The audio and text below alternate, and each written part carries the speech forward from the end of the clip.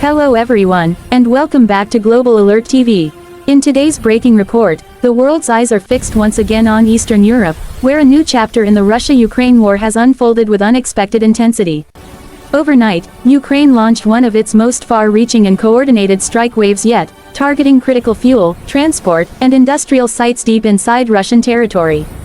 What followed was a series of reactions, alarms, and denials that spread from regional governors to Moscow's central command. International observers are now calling it one of the most audacious strategic campaigns since the conflict began, and some inside Russia are using a word rarely heard in state media: panic. This story begins with a pattern that's been building quietly for months. Since the middle of 2025, Ukraine has intensified its use of long-range drones and precision weapons, many of them domestically developed, capable of flying hundreds of kilometers beyond the front lines. These drones, built in hidden workshops and modified from commercial designs, are no longer symbolic attacks, they are operationally significant. On recent nights, they have struck refineries, airbases, ammunition depots, and even radar installations across regions such as Belgorod, Kursk, Bryansk, and Ryazan. Each strike is small compared with the scale of the front, but together they are chipping away at the sense of security Russia once took for granted. Eyewitnesses across several cities have reported air raid sirens wailing for hours, skies glowing with anti-aircraft tracers, and explosions echoing across industrial zones. Official Russian statements, meanwhile, alternate between claims of successful interceptions and acknowledgements of localized fires. Yet videos posted on social platforms, verified by open-source analysts, show multiple refineries engulfed in flames and emergency teams scrambling to contain massive blazes.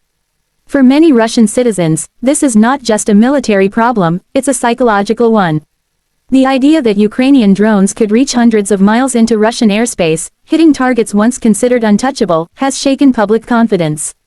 For Ukraine, the strategy is deliberate.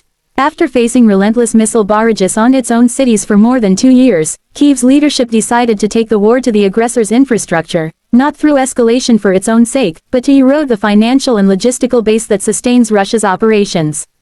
Each fuel depot destroyed means fewer supplies for Russian tanks. Each refinery explosion forces costly repairs, slows exports, and drains morale. Ukrainian officials frame these strikes as defensive deterrence, a way to shorten the war by making it harder for Russia to keep it going. In Moscow, however, the reaction has been one of visible unease. For the first time since the invasion began, top Russian commentators have admitted on air that the home front is vulnerable. When drones breached air defenses near major cities like Sochi and Adler on the Black Sea, airports were temporarily shut down and flights diverted. Passenger videos captured chaotic scenes inside terminals as travelers heard sudden loudspeaker announcements and saw plumes of smoke rising outside. Local governors issued public appeals: remain calm. Do not spread panic. Yet the very use of that phrase, "do not panic," told its own story. The Kremlin faces a delicate balance. Admitting too much damage risks undermining the image of control, saying too little risks eroding credibility among its own citizens. In several regions, reports of power cuts, fuel shortages, and disrupted rail lines have circulated faster than state channels can censor them. Telegram groups in Russia's southern and central districts now track nightly attacks, sharing flight paths of drones and advising neighbors where to shelter. A new war front has opened, not on maps, but in the collective mind of a nation that thought the battle was far away. Analysts describe the situation as an information and morale crisis. When civilians wake to air defense sirens and smoke columns, they experience what Ukrainians have endured for years. That psychological reversal, the sense of being hunted by invisible drones, is causing a subtle but real change in Russian public mood. Some call it the echo of Kyiv, a feeling that the war no longer respects borders. Even if material damage remains limited compared with the massive destruction inside Ukraine, the symbolic impact is enormous. Every successful Ukrainian strike proves that Russia's security shield is not absolute. Meanwhile, the Russian military scrambles to adapt. Satellite images reveal expanded air defense batteries around critical energy sites, radar upgrades, and new interception zones around Moscow. Yet the cost of these defenses is staggering. Maintaining constant high-alert operations drains manpower and resources that could otherwise support frontline troops. The Ministry of Defense faces a paradox. To protect its own territory, it must pull assets away from the offensive, weakening the very campaign it seeks to sustain. International observers note another layer: economic consequences. Fires at oil depots have disrupted fuel exports and raised domestic prices. Truckers in some regions face rationing. Industrial plants have slowed output due to temporary fuel shortages. Western analysts estimate that Ukraine's long-range drone program, though modest in budget, has caused billions in economic damage. The cumulative effect of fear, disruption, and cost is amplifying internal stress within Russia's system. In Kyiv, the mood is cautious but resolute. Ukrainian officials rarely confirm specific strikes, but their tone is confident. President Volodymyr Zelensky recently stated, "We are proving that distance is no shield for those who attack our people." His words echoed across social media, celebrated as a sign that Ukraine's technological ingenuity can offset its disadvantages in manpower and resources. Each new drone generation flies farther, faster, and smarter, guided by satellite data, often built using 3D printed parts, and launched from improvised bases under cover of night. The creativity behind these operations has impressed Western allies and frustrated Russian planners. But the story is not one of triumphalism. Every escalation carries risk. Analysts warn that deeper strikes could provoke harsher retaliations. Russia has already increased missile attacks on Ukrainian power grids in response to earlier drone raids. The cycle of action and counter-action risks spiraling unless both sides find limits.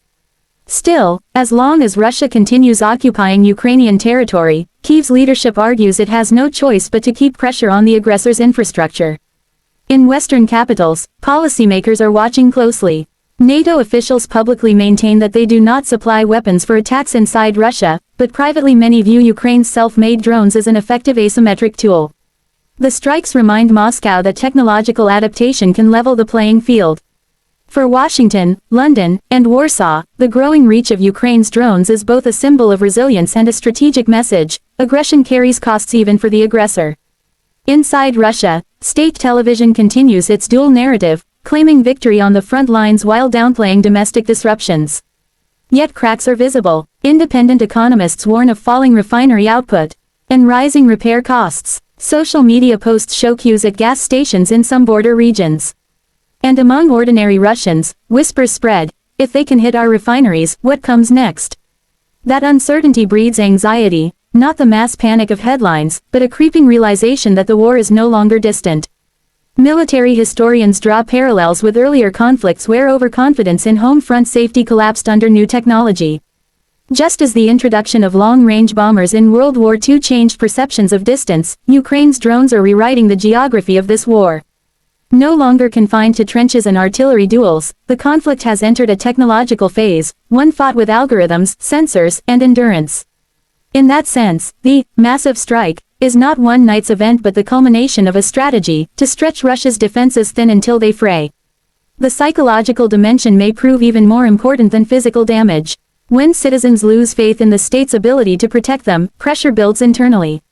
Already, some Russian analysts on independent channels have begun asking whether Central Command underestimated Ukraine's capacity for innovation.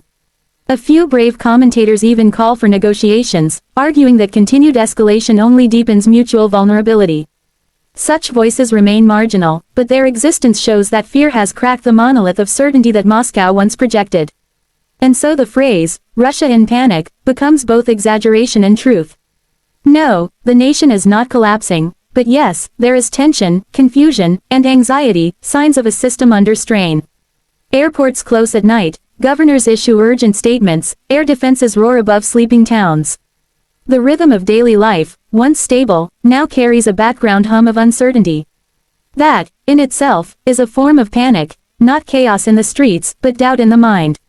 As dawn breaks after each attack, firefighters still battle flames at industrial sites, and investigators comb through debris for fragments of engines bearing Ukrainian markings. The Kremlin repeats its familiar line, all threats have been neutralized. Yet the night brings new drones, new alarms, new fires. This cycle of strike and denial continues, a shadow war inside the homeland. For Ukraine, the message is clear: as long as Russian missiles rain on Kyiv and Kharkiv, there will be consequences beyond its borders. For Russia, the challenge is existential: how to defend a vast territory against small, intelligent, unrelenting machines guided by human resolve. And for the world, the lesson is sobering, that in modern warfare, distance and defense lines are illusions. This has been Global Alert TV.